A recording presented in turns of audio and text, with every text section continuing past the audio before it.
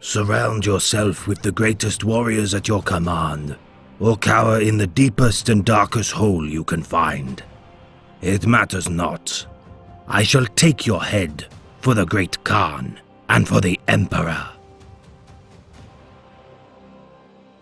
There are many fierce warriors of the Adeptus Astartes revered for their legendary duels against the enemies of the Imperium. For these are the Astartes wherein legends are born, and their deeds, both in battle and in commanding their men, resound throughout the millennia.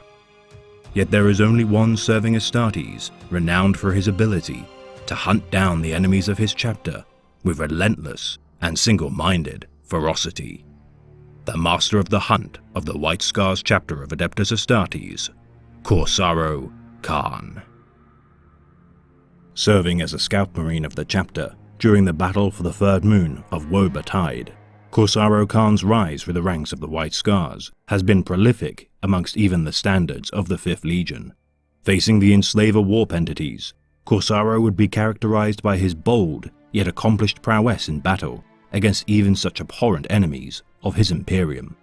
Serving his chapter as the 51st Master of the Hunt, the honorific has been bestowed throughout the chapter's history since its inception during the Great Crusade, first given by the Primarch himself, Jaghatai Khan.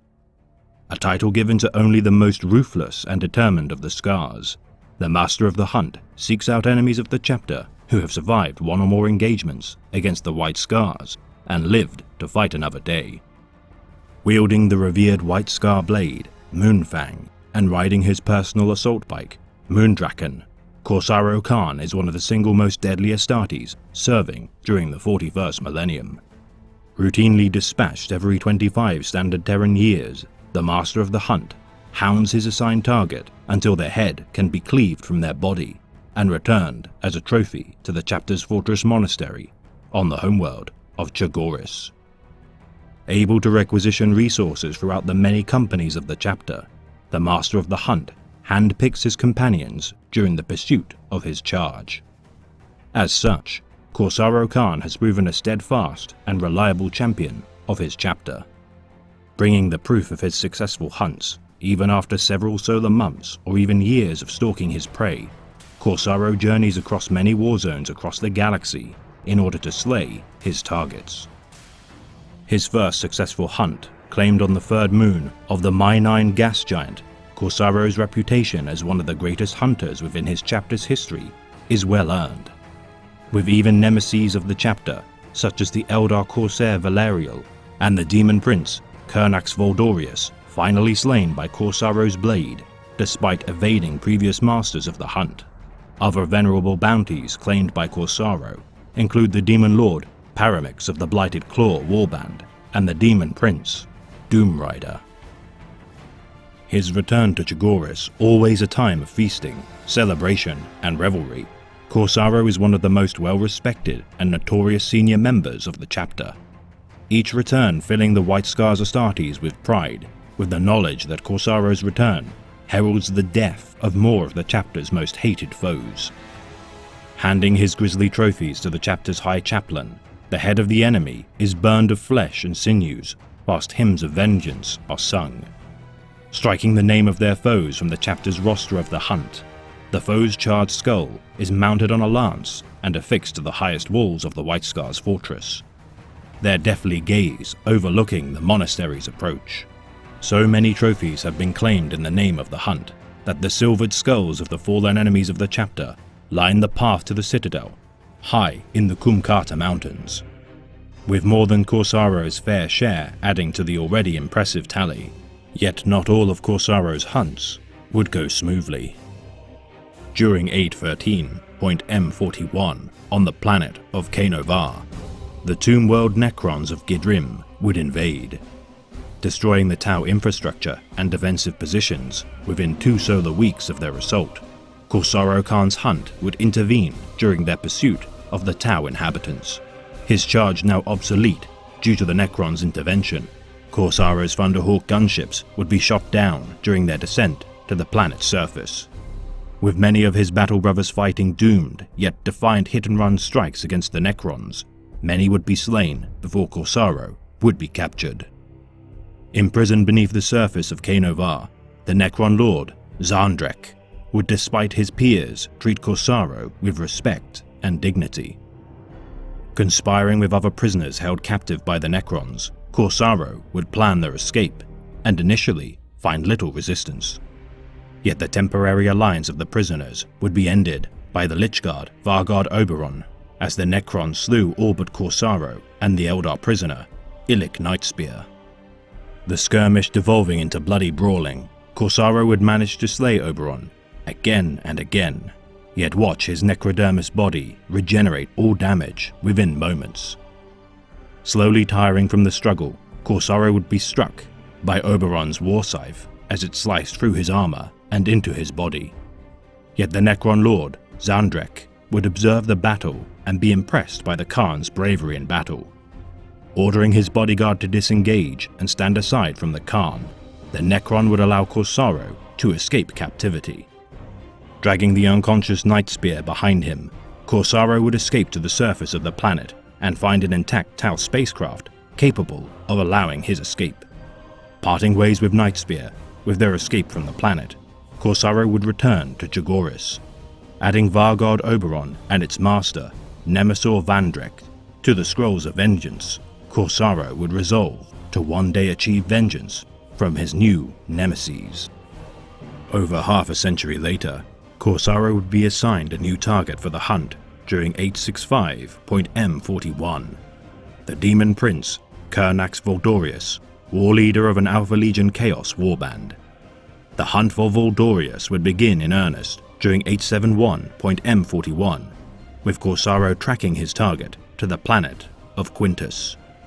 Expecting to find a warband, the master of the hunt would instead discover an entire planet of traitors and renegades. Undeterred, Corsaro would discover an unexpected but welcome ally in the Raven Guard 3rd Company commanded by Shadow Captain Kavan Shrike on the planet's surface. Despite their chapter's storied rivalry, the two Astartes companies would collaborate in their combating of the armies of Voldorius. Fighting their way to the streets of the planet capital, Mankara, the Astartes would slay the Demon Prince during the urban warfare. Declaring his 16th Great Hunt to be accomplished, Corsaro would claim Voldorius' head and quit the planet of Quintus. Returning to a hero's welcome at the Chagoris Fortress Monastery of Quan Zhao, Corsaro would revel in his victory until his next hunt would begin. Yet soon Corsaro would be tested by an ancient foe of the White Scars, the Dark Eldar. During 943.M41, the Great Khan of the White Scars, Kublai, would be lost during an engagement with the Drukhari Cabal of the Bloodied Talon. Seeking vengeance for his chapter master, Corsaro would spend 2 solar years hunting the Xenos. His return to Chagoris marked with not only the severed head of the Cabal's Archon, Kirared, but also 1,000 slain Drukhari, incurred from the hunt for his vengeance. Currently, Corsaro embarks on the last hunt of the 41st millennium, the hunt for Shadowsun. Swearing a blood oath to kill the Tau commander during 999.M41, Corsaro would track his prey, leading the Tau Empire's 3rd Sphere of Expansion's expeditionary force. Corsaro would face Shadowsun in single combat several times during the war for Agrellan at the hive city of Acacia and Blackshale Ridge. Despite his relentless and lethal combats, Shadowsun would survive each engagement. Her use of tactics and martial skill an even match for Corsaro. Yet as time waned, the White Scars would inflict overwhelming casualties upon the Tau command structure, turning Shadowsun's calm and collected demeanor into a frenzied and frustrated rage. Securing victory at Agrellan, Shadowsun would overstep her capabilities in attempting to conquer the Night World of Voltaurus. Confronted by the Night House of Terran, Corsaro would ambush Shadowsun and land a grievous wound and marginally miss a lethal strike.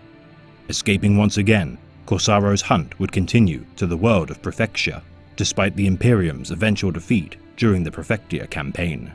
Despite resolving to pursue Shadowsun across further campaigns, Corsaro's hunt would be ended with his recalling to his homeworld of Chagoris by the White Scars chapter master, Jubal Khan. With Chagoris under assault by the heretic Astartes of the Red Corsairs and their allies of the Black Legion, Corsaro would quit the Damocles Gulf war zone and return to Chagoris. Leading a great charge to reclaim their homeworld, the White Scars under Corsaro Khan would push back the forces of chaos from Chagoris. Undergoing the Rubicon Primaris, Corsaro now stands stronger than ever before in his pursuit to slay the enemies of his chapter. With Chapter Master of the White Scars, Jubal Khan, irreparably scarred during his torture at the hands of the Red Corsairs, Corsaro now leads the White Scars in Jubal's stead as the war leader of the chapter. His warrior spirit and deeds made in the name of the Kagan without question, Corsaro now leads the White Scars on their path of retribution. My folk grew strong on the plains, like yours. We broke cities then, and we have broken worlds since, just as you have done. His lips peeled back from his teeth, but not in a smile. Not now. Set your sword aside and we will speak at length. Our glasses of Chinyao wine and a game of Gokon Corsaro. We will speak of Chogoris, in the way of plainsfolk and warriors. We will speak of the greater good. If he had been any other man, Corsaro knew that the temptation would have been overwhelming. There were too many layers of meaning in her words, implicit threats, and promises that would take days to decode. The hunter in him longed to follow all of the tracks and trials she was laying before him. But he was not simply a hunter. He was master of the hunt, and he had his duty. He sighed and looked up at the stars, fading into the dull iron sky of an Angrellan dawn. The world was poisoned and worth nothing but the lives that would be spent in its defense, including those of him and his men, if that was the way of it. "I would like some wine," he said, and his lips quirked in a smile as he looked at her. "But we have already been playing, Huntress, and the time has come to draw our game to an end." This has been a tale of the great Imperium of Man, read by the Remembrancer. The masters of the hunt shall never rest in their pursuit of their foes throughout the galaxy, for every name stricken from their scrolls of vengeance is an enemy at odds with humanity. No enemy of his Imperium shall escape his judgment, and no enemy of the White Scars shall outrun their blades.